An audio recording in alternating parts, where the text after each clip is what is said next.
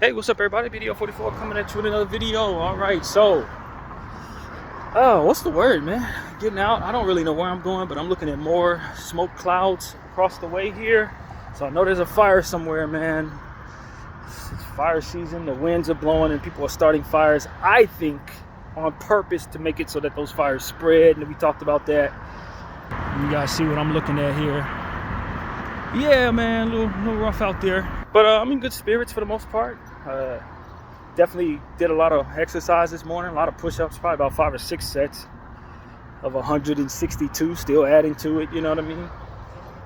But yeah, man, I feel good. I just wanted to get out. Of course, I've been talking about the NBA on my channel this morning, and encourage you guys to check that stuff out if you care about that. But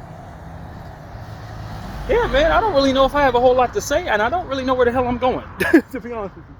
I'm just getting out the house and trying to make myself useful, I guess. I spoke to my friend Smokey. Of course, we're trying to do this reunion thing. And on Saturday, we talked a little bit about it yesterday, so we were able to get a hold of my boy Farai and connect him with Smokey, and they communicated. Farai's not going to be able to come, but maybe they can hang out before Smokey goes back home or whatever, so that's good for that part of the circumstance. And then Smokey hopefully can get a hold of Tendai, another one of our friends, of course, so that he can communicate with him too. So it's you know, it's a tough thing in a sense that a lot of people are in different spaces in their life now. We're not where we used to be, but at the same time, everybody still cares about one another. So hopefully we can come together for this one event, and you know, that's really what it's about. You know, for myself, this morning I felt very prayerful. I woke up about 5 o'clock this morning, and you know, it's one of those situations where I just prayed a lot, man. You know, I didn't even look at my phone when I woke up. I just immediately went into prayer. I don't remember exactly what the dream was, but it was poignant. It was a very like alive type of dream. Some dreams are more passive than others. Others have so many moving parts and stuff like that that you don't forget them. But then, you know, certain dreams you have where they're just so alive, you know, that whatever the dream felt like, it felt real. And that's the type of dream I had last night. I'm not really sure what it was about. It kind of left my mind since. But, you know, it was a good dream for the most part. So I woke up in a prayerful space, feeling like God was with me. And, you know, asking him to help me with some things that I'm just not very strong with right now. Handling business that needs to be addressed, but the, you know, stress of it all is kind of making me hesitate and taking care of certain things. You know, the whole thing with Smokey, as I was telling you guys, just more of the same from yesterday. Just asking the God to help me with where I'm not very strong right now. And I tell you, you know, I woke up this morning and the message in my devotional book that I read every morning was essentially saying, hey, you know, take the things that you see as anxious as things that ultimately you can address that need, you know, that you may be stressed with. Take those things and try to approach those things with a certain sense of confidence, knowing that the Lord has a strength for you when approaching those things. You know what I mean? It's like I'm not wording it correctly, but it's almost like, you know, when you approach those things, there's something to gain from facing those things. Don't be so stressed out. Put me ahead of those things, and then look toward those things that stress you out, and see to it you'll face it head on, and you'll be able to accomplish it, and you'll be able to get what comes from that, which is rewarding. And so that's kind of what came my way. You get from that which is rewarding, from addressing the things that ultimately you anticipate to stress you out or are stressing you out. There's a great deal of fruit that comes from that, I guess, is how to word it. So I took that message as direct for me, very relevant for what it is I'm faced with. And I think that's what it is. I'm just struggling with handling certain things, not even real things that are so very, you know, tedious, but just stuff that needs to be done.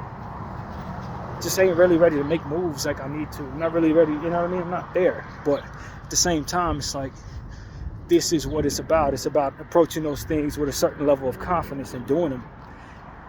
Giving it all to God, giving all the anxiety and the frustration, the fear, whatever it is, to God. and letting him work out the particulars of your circumstance, and see to it that strength comes your way because of it. And so that's kind of what my therapist is talking about as well. You got to work things that make you uncomfortable into the equation a little bit incrementally so you can build up the resistance and strength to address those things. And that's kind of what I call myself doing, trying to just incorporate a little more discomfort, what I would deem discomfort, into my world so that I can get stronger. And that's what I think the Lord wants me to do. I don't know if I'm looking at things the right way when I expect things are going to be very stressful and don't want to approach them, or if it's just me thinking that it's going to be what it is that I've experienced before, and kind of just avoiding any chance of it being different or the same, But I'm trying to discipline myself to approach these circumstances, any circumstances, the same way I had to approach the change that came in my life when I was displaced from my comfort zone the last time I was, and put God first, let him lead the path forward, face the struggle that comes with it, and see to it that I grow stronger because of it. And eventually what will be considered a struggle today, with enough practice in that way, won't be a struggle at all. So that's what it's all about, man. That's what I need to do in approaching certain tasks that I have yet to accomplish, or face, or whatever, even begin. So yeah, man, the struggle continues, but so too does the faith. We grow stronger with our intention to be aligned with something greater than ourselves, and willing, if nothing else, just willing to try. I'm willing to try. And because I'm willing to try, there will be opportunities to grow stronger and accomplish whatever it is I'm trying to do. And if you don't try, then you stay weak in how you perceive those tasks, and what would otherwise be accomplished never does. So you want to try, and that's really what it's about. I had a real hard time with trying as a child, effort and things like that. I didn't have a whole lot of accomplishments in my life because I was constantly staying away from any and everything that would otherwise seem stressful. Anything that I deemed would provide stress, it was like, all right, I ain't dealing with it. I don't care if I can get strong from it. I don't care if it needs to be done. I don't care who gets affected by my inability to not try, or who's disappointed with me and what they think of that. None of that really mattered at all. It's just that I stay safe in my mindset, and whatever I perceive to be a problem gets avoided. Like, that was really my attitude. I didn't really care about what collateral damage may come from me not doing what needs to be done, or that I opened the door to things being more stressful by being that way, or any of those things. I didn't care about none of that. All I cared about was in the moment, making sure that I was mentally in a space that I could handle, and strength and all of that be damned. I didn't care about any of that. I didn't think that was even a possibility of gaining strength from facing difficulties, or none of that. That concept was foreign to me. And in watching people do things that I could not do, I just say, well, they could do it. It's good for them. And I live with that. I didn't care about any of that. You couldn't challenge me to do nothing that I didn't want to do, and all those different things in the past. And now, when you've won battles of many kinds in that way in different areas, that you overcame the process of starting whatever needed to be done, and then incrementally got stronger in those areas, you know that concept works in different areas. I can do it in different exercise routines and stuff like that, as we talk about a lot. I did it when it came to art, and seeing the progress of where I've been artistically from where I started, and the different ebbs and flows, and the different eras where some of my pieces were better than others. Different stuff like that. You just you understand you can start that process of whatever you do, and see that path through in whatever you do. Incrementally, slowly but surely, finding the progress that you ultimately think is so far away. You can build up to it. Time is going to be passing either way, so you might as well spend your time working on what it is that you want to see yourself improve on. You know what I mean? Because that's what ends up happening to a lot of people. They say, man, this is going to take too long, bro. How long I got to be in school? 5 years, 4 years, 12 years, whatever it's going to be. I don't want to do that. But then you look up and you're still alive for 12 years. You know what I mean? Whatever you did, spending time doing it 12 years, you didn't accomplish something that would have been so spectacular if you just would have started that process and saw it through.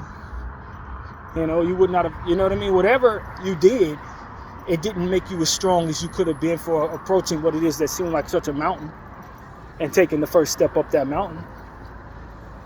You don't see the journey you could take that you would be so proud of. You don't see the different context of experience that opens up the door for you to be more knowledgeable in the presence of others when they need what it is that you ultimately have learned. The friendships and the various different things and the relatability that you ultimately gain with others who've also taken that step, who also climbed that mountain.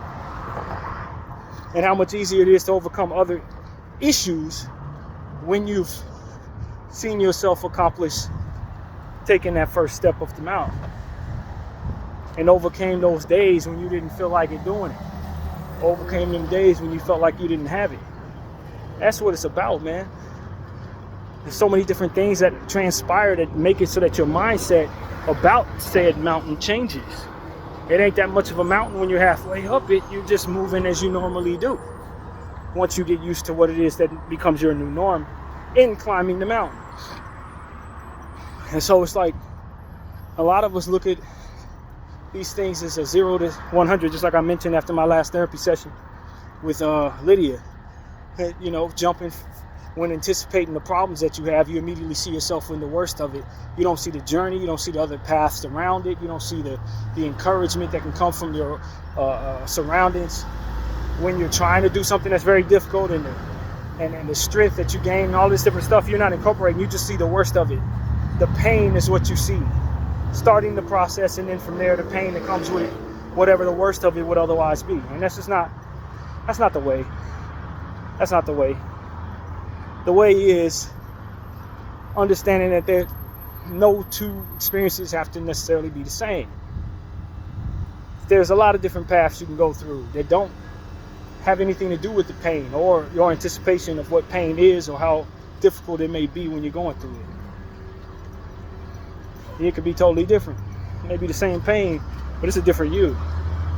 However that goes, the point is it's not going to be the same thing that you're trying to run from. So to be better equipped to anticipate differences within the same type of things that's coming your way, than just to be so certain that things are going to be terrible or however that goes in your head. And so that's what I'm telling everybody, man. Get your mind into a space where you're not anticipating things being so bad all the damn time. You know, things can be bad. Things can have been what they were. Doesn't mean that you're going to see that same thing in your next experience down whatever path you're trying to go down. That's what I'm trying to work into my equation as I see a new mountain to climb, or some uncertainty, or not knowing what's around that corner or whatever it is, and having to convince myself to go down it. And if you're a believer in God, then you know where you're going to get your strength from to do that, your courage, where it's coming from. I encourage everybody to pray for courage. If you don't have it, pray for it for others. And whatever your religion is, or whatever your faith is, it's all good in my opinion if you're intentional on seeing good things happen for other people, or seeing good things make you more useful for whatever it is your environment and your community would be. You know, a lot of times we think praying for ourselves, and a lot of us who pride ourselves being unselfish sometimes may think praying for ourselves is a selfish thing. But what I'm starting to understand is when you incorporate the Lord into what you're doing, He can write you on the right path when it comes to even that type of thing. You know, it's like, I'm praying for me, I'm praying for me, I'm praying for me. Yeah, but He's going to, in that communication, enlighten me and mold me into being better for others anyway, just off of the strength of me looking to reach out to him. And that's where I've started to understand is that selfishness in prayers, it doesn't equate to the same selfishness in the earth, where we're trying to do all that we need to do for ourselves and we think about ourselves first and all of that. It doesn't equate to the same thing, because you have God incorporating into it, and he's going to, with his vast understanding, help you with your limited understanding be more useful to his ultimate plan. All you're doing is putting yourself in a position to be open to whatever it is he chooses. And you can ask for what you're asking for, but you're coming to the solution of all problems. And so that's what it is. It's like, don't be discouraged. I may have even said so in myself, like, you don't pray for yourself, pray for others, pray for everybody. That's true. But even in attempting to try to pray for anything, you're connecting to who has the wisdom on how to make you right for everything. So that you pray, period, is most important, not necessarily what you're praying for, because he understands what you need better than you do. He understands what others need from you better than you do. He knows us around not only this corner, but every corner and every block. So it's like, it's not about you understanding those things and then presenting to him your understanding. It's about understanding that he has way greater understanding, no matter how much understanding you may hold. And that you are going to him for direction on not just what it is that you can think of, but all things. So that's what I'm here to say. Pray for anything. Pray for everything. Pray for whatever comes to mind.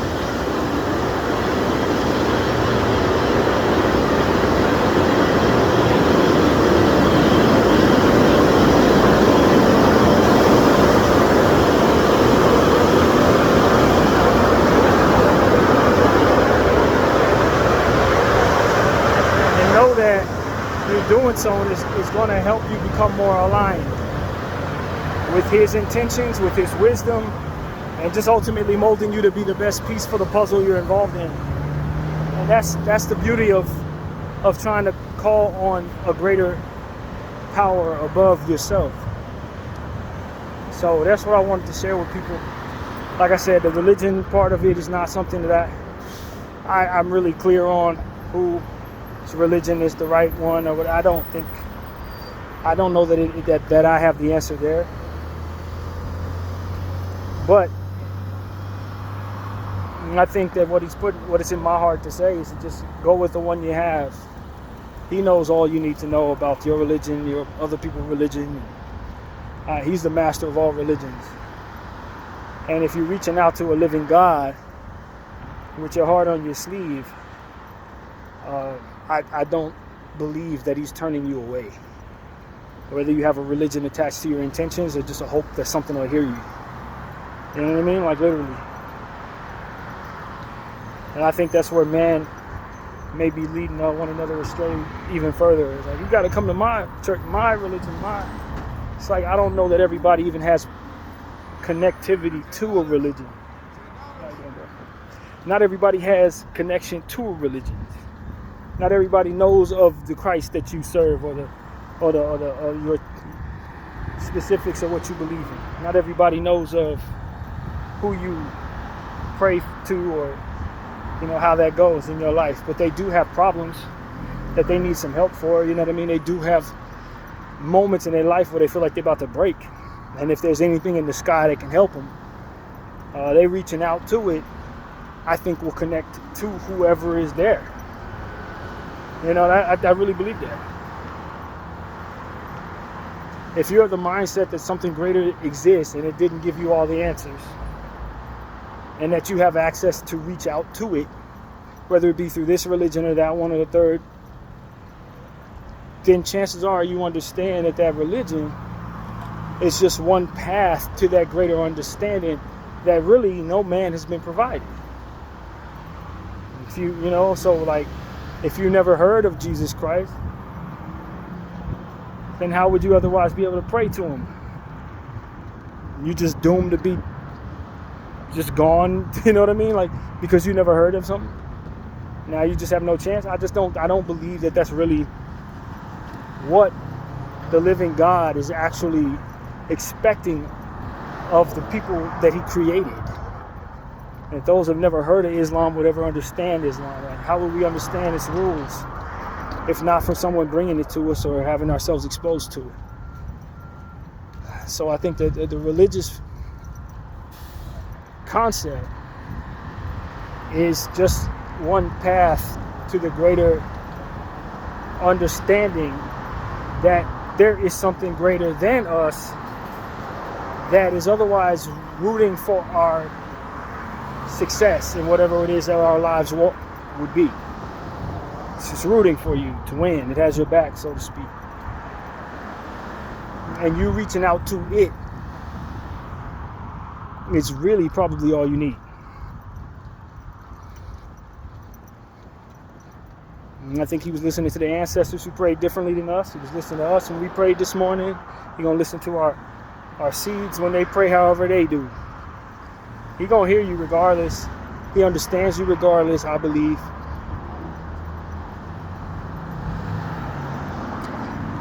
So that's really what it is. You know, man, there's something weird going on right now. There's a lady that I've been seeing. She was across the street from me at the bus stop. About 7 blocks later, she was across the street from me. I didn't see her walking the same path I did, but now, right now, she's across the street. Same lady. Now, if I didn't know any better, I'd say this person's either following me every step I take, or there's something weird going on as it pertains to them being able to teleport to where I'm at. Because it doesn't make any damn sense. If I'm being completely honest with you, it doesn't make no sense. And this is an elderly woman too. She's elderly. But she was over there waiting for the bus. She was over there about 7 blocks ago. And now she's right there right now. It's the weirdest thing. Like, how the hell are you even doing that? How are you moving that fast? Like, I know how I'm moving that fast. How are you moving that fast? Anyway, that's weird, man. It's weird. But it's funny because my homeboy Cage, his dad used to be able to do stuff like that. His dad, we used to call him Batman because he the type of dude to where you see him across the street when you leave the house, right? And he didn't have a car. You see him across the street when you leave the house. You could have yourself go directly to Santa Monica. And when you get off the bus, he across the street where you at. He's done it to us several times. I think he used to just kind of track his son to make sure his son wasn't doing nothing he had no business doing. But it was the strangest thing because he would always beat us where we were going. But the strange thing was sometimes we didn't know where we were going. And he would just happen to be there across the street. I mean, it's not. Sometimes we get in the car with somebody, get to where we're going, and get out the car, and he would be across the street. Like, it's the weirdest thing in the world, bro. But that's how it was. We used to call him Batman. Cage's dad. Shout out to Mr. Garrett, man. Good peoples. But I never know nobody else do nothing like that. I never know anybody. I know military people don't move like that, bro. Just Batman and that lady over there. Only 2 people I've ever seen do that in real life. But anyway, that is just how that goes, man. Whatever the case may be, I walk with God regardless, man. I tell y'all, man, I don't move in much fear as it pertains to things that people are afraid of. Death, violence, stuff like that. I don't harbor the right thoughts when it comes to being righteously fearful of certain things. I will talk about things that people are afraid to talk about because they're going to get fired or because they think someone's going to attack them or whatever. I ain't afraid. None of that. I'm one of those people that move in a way that fears other things, like my own anxiety, frustrating the hell out of me, being frustrated. You know, that type of stuff is what I try to avoid. More so than trying to avoid things that I think man is really actually afraid of. You know? But I'm just wired a certain way, man. So anyway, now if this lady's across the street, when I go to the train station, then I know something weird is happening. Whatever the case may be. Anyway. So yeah, man, that's what I gotta say, man. I want people to have faith, man. Have faith in something greater than yourself. regardless if you've been given the right religion or not, regardless if you've had good experiences in church or not. I've had very good experiences in church. I've had very bad experiences in church. You understand what I'm saying? Unique ones in that, in both directions. And I'm someone who's inclines himself to be someone's very spiritual, very believing in God, who's tried to be connected with God very strongly at certain points in my life, and have done things that I know God was not pleased with at certain points in my life. And I was thinking about that yesterday. A time in my life when I was doing things all the wrong way, getting all the spiritual signs that what I was doing was wrong for myself. And I remember how it all transpired, what came of that, and just understanding that was one of the darkest times for me. Not necessarily as it pertains to what was coming my way, but just as it pertains to the type of energy I was engaging in, who I was as a person at the time. It's just dark, not good.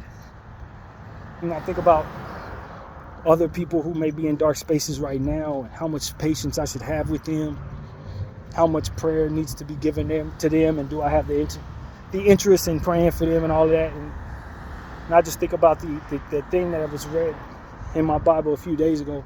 It said, before you get the plank out of, in order to see what someone else is doing, you got to first get what's in your eye out of it. The plank in your eye. Get the plank in your eye out of your eye first, so that you can see clearly before pointing the finger at somebody else. And these are the things that ultimately came to mind. It's like, I've been in dark spaces. So if I see someone doing something they have no business doing, or engaging in dark energy, I know that I was forgiven, that I'm not that person right now, that what's coming for them is going to be rough on them, that they're going to have a crossroads to try to figure out if they want to be this person or ultimately a better person. There are a lot of different things coming your way when you're engaging in dark energy, when you're doing things the wrong way, when you know you believe in a God that tells you not to do those type of things, you do them anyway. And there's certain things coming that are going to either allow you to get back on track to where he wants you to go, or to stay on the track that you're on, and ultimately every bit of pain and weakness or whatever comes with that. Guidance, a reminder that something great could be possible for sacrificing that for which is dark. Those things are needed. Prayer for those people is needed, because a lot of people are going to be faced with that crossroads. Some people are going to take the wrong path, and they're going to be the worse for it. They're not going to make it, or whatever the case may be.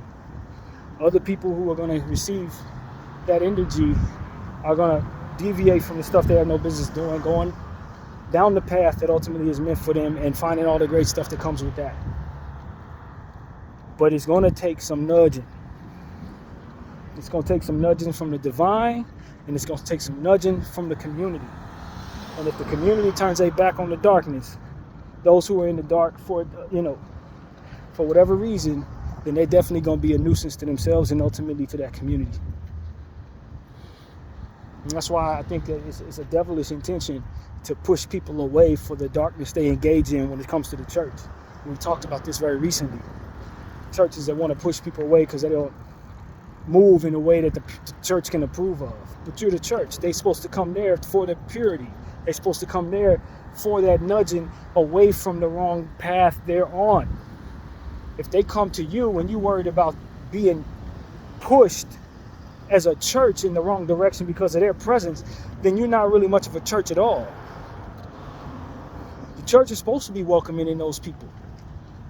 The church is supposed to be leaving itself vulnerable for whatever would come for that, with the intention of letting the living God use it to perform miracles or perform the nudging necessary to send people on the right path. If you only want people who are on the right path, and chances are as a church you're not on the right path.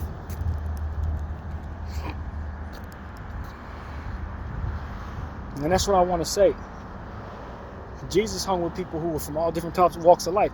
And that's what came to mind yesterday when a dude sat next to me, the drunkards, the N-word saying Mexican dudes.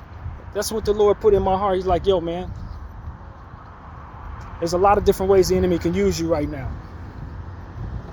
You could keep your backpack down, not let homeboy sit down, and probably have to deal with that because he's drunk and high and on his last leg. His homeboy's in a similar space. You can move your backpack and then have all types of bad body language that adheres to what the enemy ultimately wants to do in this situation, and pinning you against these individuals and ultimately putting you in a position to throw your life away or whatever in whatever they're doing. You can engage with these individuals, kind of talk to them in whatever way, try to give them the word of God to the best of your ability. You can sit here quietly. You got a lot of different things you can do here. But what the enemy definitely wants to do is have you engaging in something that's going to have you fighting them. Having you thinking the worst of them, making yourself look worse in that process. That's for sure. And what Jesus would do is one of the two latter options. Sitting there quietly or speaking to them about whatever it is you know that could help them. But let your body language be that of the Holy Spirit. While the enemy may have sent them there to disrupt you, the strength within you is stronger to then shift the energy that they're engaging. Your body language, your will wishes, your good energy, your calm energy will eventually disturb that of which is not function properly within them. Disturb that for which is meant to be disruptive in them. Just as the enemy was hoping to disrupt your peace, you can disrupt his confusion. And as I sat there, the more calm I was, the more calm they became. And I just thought about Jesus Christ and how he allowed people who had devils in them walk with him after he casted them devils out of them. People who were women of the night, thieves and different types of energies, and people who weren't right, they walked with Christ. Not just the humble, not just the saved, so to speak, not just those who were deep into religion and connected with God. Those weren't the people he was walking with, and those were not his friends. He didn't need to help them as much as he needed to help the people who were drawn to him that were not right. They needed him to nudge them in whatever direction that would ultimately save their souls and lives. People who had it together didn't really need that. Not directly, not like what he could provide. And if you have a use like that in your life, if you have a purpose like that in your life, then you understand what it is I'm trying to express. It ain't really within what you should be doing, trying to vet people away from you based on how well they got it together. But more so understanding that you can be the difference between them getting it together and not, by being who you need to be in their lives for whatever point in time that you are. That don't mean you let the worst people around you. Remember, Jesus casted out the devils that were in those people before letting them around him like that. If you ain't got the ability to cast out devils, which I don't think too many people do, then you have to vet certain people away from you who are walking in darkness so that you don't put yourself in a position to be affected or betrayed by those devils. And even then, Jesus Christ was betrayed by Judas in the end. So you know what comes with that, but you also understand how much good you can do by helping people who really need help from you, instead of just only allowing yourself to be around people who already got it together. And when people who don't have it together come and sit by you, you don't have to let your body language speak to the beneath you that they are in your otherwise secular mindset, or how ridiculous they are, riling up their otherwise senses to be less at peace in your presence. The energy that they have needs your peace, so that peace can help change the energy they're engaging in and set them on a path that's best for them. Your energy can't be that of what makes them more aggressive or more likely to be destructive after leaving your presence, because then you've done a dance with the devil that feeds his energy. You've effectively activated, so to speak, his imps in that situation. Me looking at them crazy when they say in the N-word, even though they deserve to be, Me calling them out, saying, yo, man, I don't want you sitting next to me. So dirty, something, this, that, whatever. Huffing and puffing, switching and turning, looking at them crazy. Like that type of energy activates the enemy. Something that's already being moved by the enemy to do whatever self-destructive energy is doing. But your peace, your tranquility, that same space that you go into when you meditate, when you let that be around the devil's imps in a lot of cases, it starts to transform their energy. It's an influential vibe. And that's what I'm trying to get people to understand. And when you represent people like me, like when you represent black skin, everybody's looking for you to activate the devil with your aggression, with your resentment, with what has already been provoked in you over the course of time. Everybody's waiting for you to be mad, be angry, be offended. Look to protect yourself and your representation above whatever, however. They're always waiting for you to be aggressive. They're always waiting for you to be loud or whatever the word would be. The world is waiting for you to reinforce more of the stereotypes that have already been laid out flat for them to believe that you are. They're always waiting for that from you.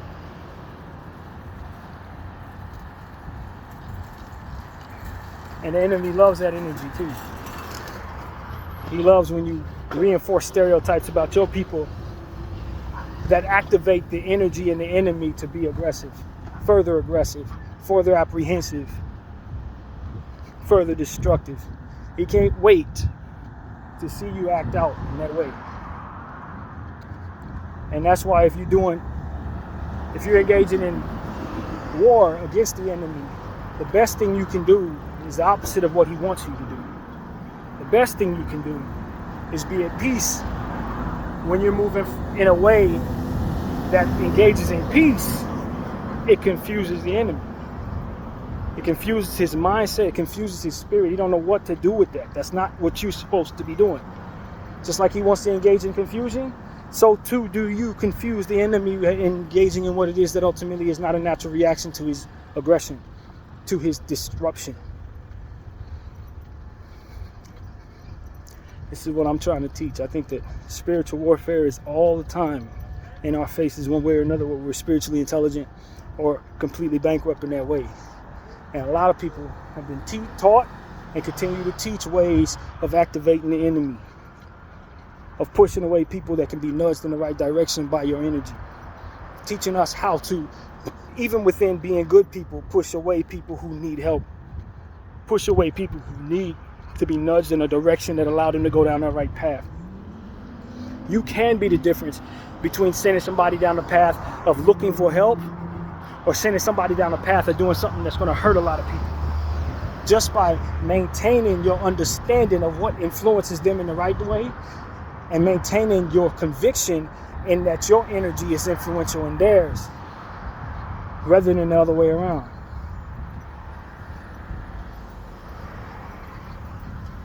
It's easy to react to the enemy's aggression and his energy that ultimately is meant to disturb you.